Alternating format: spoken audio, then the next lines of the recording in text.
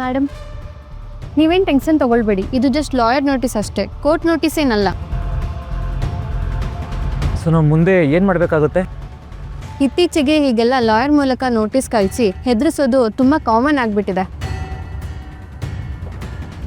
ಆದರೆ ಮೇಡಮ್, ನಿಮಗೆ ಡಿವೋರ್ಸ್ ಕೊಡೋದಕ್ಕೆ ಇಷ್ಟ ಇಲ್ಲ ತಾನೇ? ಖಂಡಿತ ಇಷ್ಟ ಇಲ್ಲ. That's it. ಕಾನೂನಲ್ಲಿ ಯಾರೂ ಬಲವಂತವಾಗಿ ಡಿವೋರ್ಸ್ ಪಡ್ಕೊಳ್ಳೋದಕ್ಕಾಗೋದಿಲ್ಲ. ಒಬ್ರಿಗೆ ಇಷ್ಟ ಇಲ್ಲ ಅಂದಮೇಲೆ ಇದು ಒನ್ ಸೈಡೆಡ್ ಆಗುತ್ತೆ. ಮೊದಲು ನಾವು ಕೋರ್ಟ್ ನೋಟಿಸ್ಗೆ ರಿಪ್ಲೈ ಮಾಡಬೇಕು. ನನಗೆ ಡಿವೋರ್ಸ್ ತೊಗೊಳಕ್ಕೆ ಇಷ್ಟ ಇಲ್ಲ, ಸಂಸಾರ ಮಾಡೋದಕ್ಕೆ ನಾನು ಸಿದ್ಧ ಇದ್ದೀನಿ ಅಂತ ಡಿವೋರ್ಸ್ ನೋಟಿಸ್ನ ರಿಜೆಕ್ಟ್ ಮಾಡಬೇಕು. ಸೊ ನಾವು ರಿಪ್ಲೈ ಕೊಟ್ಟಾದ್ಮೇಲೆ ಏನು ಪ್ರೊಸೀಜರ್ ಫಾಲೋ ಮಾಡಬೇಕು? ಅವರು ಫ್ಯಾಮಿಲಿ ಕೋರ್ಟ್ಗೆ ಫೈಲ್ ಮಾಡಿದ್ರೆ ಮೊದಲು ಕೌನ್ಸಿಲಿಂಗ್ ಕಳಿಸ್ತಾರೆ. ಇಬ್ಬರನ್ನು ಕೂರಿಸಿ ಮಾತಾಡಿಸಿ ಜೊತೆಗಿರಿಸೋದಕ್ಕೆ ಟ್ರೈ ಮಾಡ್ತಾರೆ. ಅದು ವರ್ಕ್ ಆಗಿಲ್ಲ ಅಂದರೆ ಕೋರ್ಟ್ ಪ್ರೊಸೀಜರ್ ಶುರು ಆಗುತ್ತೆ. ಇನ್ನೊಂದು ಮುಖ್ಯವಾದ ವಿಷಯ ಏನಂದರೆ, ಇಷ್ಟು ವರ್ಷ ಸಂಸಾರ ಆದಮೇಲೆ ಕೋರ್ಟ್ ಹಾಗೆಲ್ಲ ಸುಮ್ಮನೆ ಡಿವೋರ್ಸ್ ಕೊಡಲ್ಲ. ಅವರು ಪ್ರೂವ್ ಮಾಡೋದಕ್ಕೆ ಬಲವಾದ ಕಾರಣ, ಸಾಕ್ಷಿ ಎಲ್ಲ ಪ್ರೊಡ್ಯೂಸ್ ಮಾಡಬೇಕಾಗತ್ತೆ. ಹಾಗಾದ್ರೆ ಏನು ತೊಂದರೆ ಆಗಲ್ಲ ತಾನೆ? ಖಂಡಿತ ಇಲ್ಲ. ಅದರಲ್ಲೂ ಒಬ್ಬರಿಗೆ ಡಿವೋರ್ಸ್ ಇಷ್ಟ ಇಲ್ಲ ಅಂದರೆ ಕೇಸನ್ನು ಆರಾಮಾಗಿ ವರ್ಷಾನ್ಗಟ್ಟಲೆ ಎಳಿಬೋದು. 1 ವರ್ಷ ಅಂತೂ ಡಿವೋರ್ಸ್ ಆಗೋಕ್ಕೆ ಚಾನ್ಸೇ ಇಲ್ಲ. ತಲೆ ಕೆಡಿಸ್ಕೋಬೇಡಿ. Thank you so much. ತುಂಬ ಟೆನ್ಷನ್ ಆಗಿಬಿಟ್ಟಿತ್ತು, ಈಗ ಸ್ವಲ್ಪ ರಿಲ್ಯಾಕ್ಸ್ ಆಯಿತು. ಸರಿ, ನಾನಿನ್ನು ಬರ್ತೀನಿ.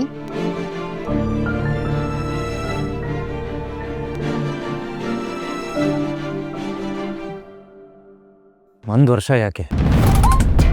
ಇನ್ನು 6 ತಿಂಗಳಲ್ಲಿ ಅಪ್ಪ ಕಳಿಸಿರೋ ನೋಟಿಸ್ನ ವಾಪಸ್ ತಗೋಬೇಕು. ಹಾಗೆ ಮಾಡ್ತೀನಿ, ನೋಡ್ತಾ ಇರಿ.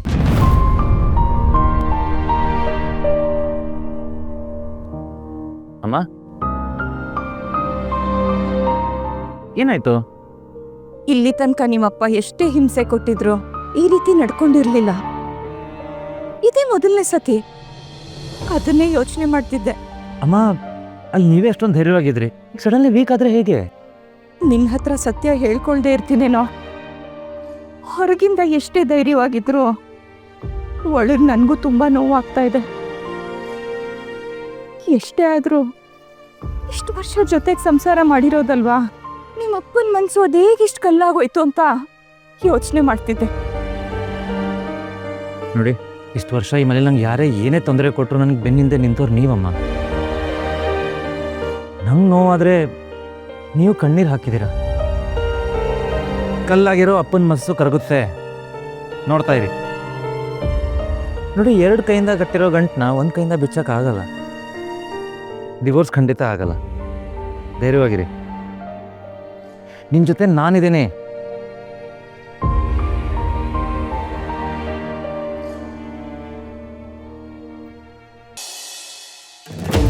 ನಾವು ಫಂಕ್ಷನ್ಗೆ ಹೋದ್ಮೇಲೆ ರಮೇಶ ಇಷ್ಟೊಂದು ರಂಪಾಟ ಮಾಡಿದ್ನಾ?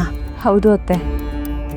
ಆದರೂ ಏನೇ ಆಗಲಿ, ಗಂಡ ಹೆಂಡತಿ ಅಂದಮೇಲೆ ಹೊಂದಾಣಿಕೆ ಅನ್ನೋದೇ ಮುಖ್ಯ. ನಾನು ಅವ್ರ ಜೊತೆ ಕೊನೆಯದಾಗಿ ಮಾತಾಡ್ತೀನಿ, ಆಮೇಲೆ ಏನಾದರೂ ನಿರ್ಧಾರ ತಗೊಂಡ್ರಾಯ್ತು.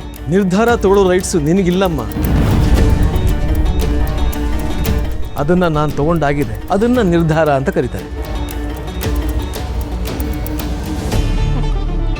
3 ಕಾಸು ಪ್ರಯೋಜನ ಇಲ್ದಿದ್ರು ಸೊಕ್ತೋಸೋದ್ರಲ್ಲಿ ಏನು ಕಡಿಮೆ ಇಲ್ಲ ಬಿಡು ನೀನು. ಅಲ್ಲ ಕಣೋ, ಏನೋ ನಿನ್ನ ಸಮಸ್ಯೆ? ಮಾಲ್ತಿ ಡೈವೋರ್ಸ್ ಕೊಡೋಕ್ಕೆ ಎಷ್ಟೋ ಧೈರ್ಯ ನಿನಗೆ? ಅಂಥದ್ದೇನೋ ತಪ್ಪು ಮಾಡಿದ್ದಾಳೆ ಇವಳು. ಮದುವೆಯಾಗಿ ಇಷ್ಟು ವರ್ಷ ಆಗಿದೆ, ಮೊಮ್ಮಗು ಬರೋ ಸಮಯಕ್ಕೆ ಈ ನಾಟಕ ಎಲ್ಲ ಬೇಕಾ ನಿನಗೆ?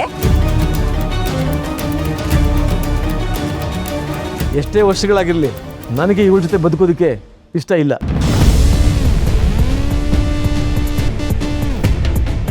ಮೊದಲೇ ಇವಳನ್ನ ಕಂಡ್ರೆ ನನಗೆ ಇಷ್ಟ ಇರಲಿಲ್ಲ. ನಿನ್ನ ಬಲವಂತಕ್ಕೆ ಇವಳನ್ನ ಮದುವೆ ಆಗಿದ್ದು. ಇಂದು ಎಷ್ಟು ವರ್ಷ ಅಂತ ಸಹಿಸ್ಕೊಳ್ಳಿ, ಅದಕ್ಕೆ ಡಿವೋರ್ಸ್ ಕೊಡ್ತಾ ಇದ್ದೆ. ನಿಜ ಹೇಳಬೇಕು ಅಂದರೆ ಎಷ್ಟೋ ವರ್ಷದಿಂದ ಮಾಲ್ತಿ ನಿನ್ನ ಡೈವರ್ಸ್ ಕೊಟ್ಟು ಹಿಂತಿರುಗಿ ನೋಡದೆ ಹೋಗ್ತಾ ಇರಬೇಕು. ಅಷ್ಟು ಚಿತ್ರ ಹಿಂಸೆ ಅನುಭವಿಸ್ಬಿಟ್ಟಿದ್ದಾಳೆ ನಿನ್ನಿಂದ. ಈಗ ದೊಡ್ಡದಾಗಿ ಬಂದ್ಬಿಟ್ಟ ಡೈವರ್ಸ್ ಕೊಡ್ತೀನಿ ಅಂತ. ಛೀ, ನಾಚಿಕೆ ಆಗಬೇಕು ನಿನಗೆ. ಅತ್ತೆ, 1 ನಿಮಿಷ ರೀ. ನನ್ನಿಂದ ಏನೇ ತಪ್ಪಾಗಿದ್ರು ದಯವಿಟ್ಟು ಕ್ಷಮಿಸ್ಬಿಡಿ.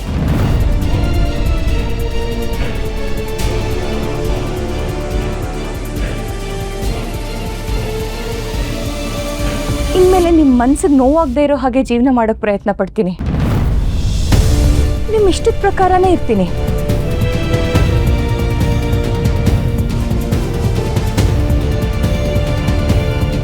ಆದರೆ ಸಂಸಾರ ಒಡೆಯೋ ಮಾತು ಮಾತ್ರ ಆಡಬೇಡಿ.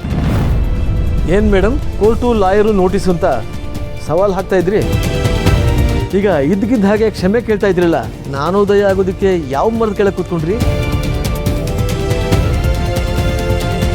ಅಪ್ಪ,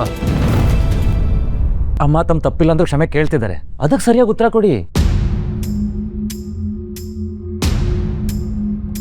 ಹಿಂದೆ ಮುಂದೆ ಯೋಚನೆ ಮಾಡದೆ ಅವಸರಕ್ಕೆ ಬಿದ್ದು ನಿರ್ಧಾರ ತಗೊಳ್ಳೋದು ಸರಿಯಲ್ಲ.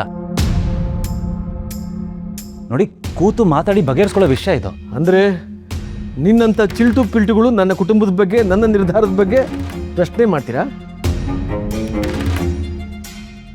ನನ್ನ ಎದುರು ನಿಂತು ಮಾತಾಡೋದಕ್ಕೆ ನಿನಗೇನೋ ಅನುಭವ ಇದೆ? ನಾನು ಇವ್ರ ಜೊತೆ ಎಂಥ ನರಕ ಅನುಭವಿಸ್ತಾ ಇದ್ದೀನಿ ಅಂತ ನಿನಗೇನು ಗೊತ್ತಿದೆ? ಹೌದಪ್ಪ, ಭಾರಿ ನರಕ ಅನುಭವಿಸ್ತಾ ಇದೆಯಾ. ಯಾಕೆಂದ್ರೆ ಇಡೀ ಬ್ರಹ್ಮಾಂಡನೇ ಮಾಲ್ದಿ ರೂಪದಲ್ಲಿ ನಿನ್ನ ತಲೆ ಮೇಲೆ ಬಂದು ಬಿದ್ದಿದೆ.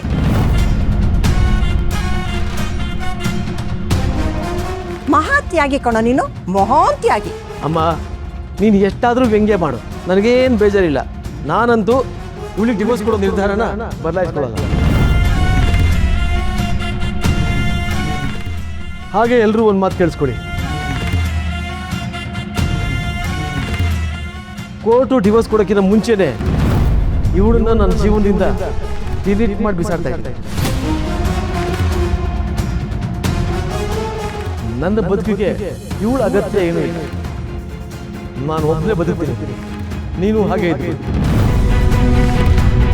ಅಲ್ಲ ಕಣೋ, ಎಲ್ಲರೂ ಕೂತು ಮಾತಾಡಿ ಒಂದು ನಿರ್ಧಾರಕ್ಕೆ ಬರೋಣ ಅಂತ ನಾವು ಅಂದ್ಕೊಂಡಿದ್ರಿ, ನೀನು ಹೀಗೆ ಮಾತಾಡ್ತಿದ್ಯಲ್ಲ. ಒಂದೇ ಮಳೆಗೆ ಕೊಡೆನ ಎಡುತುಂಡು ಮಾಡ್ತಾರೇನೋ? ಅದೆಲ್ಲ ನನಗೆ ಗೊತ್ತಿಲ್ಲ. ಹತ್ತು ಕರೆದು ನನ್ನ ಕಾಲಿ ಬಿದ್ದು ಗೋಳಾಡಿ ನಾನೇ ಬೇಕು ಅಂತ ಅಂಗಲಾಚಿದ್ರು, ನನ್ನ ನಿರ್ಧಾರ ಮಾತ್ರ ಯಾವ ಕಾರಣಕ್ಕೂ ಬದಲಾಗಲ್ಲ.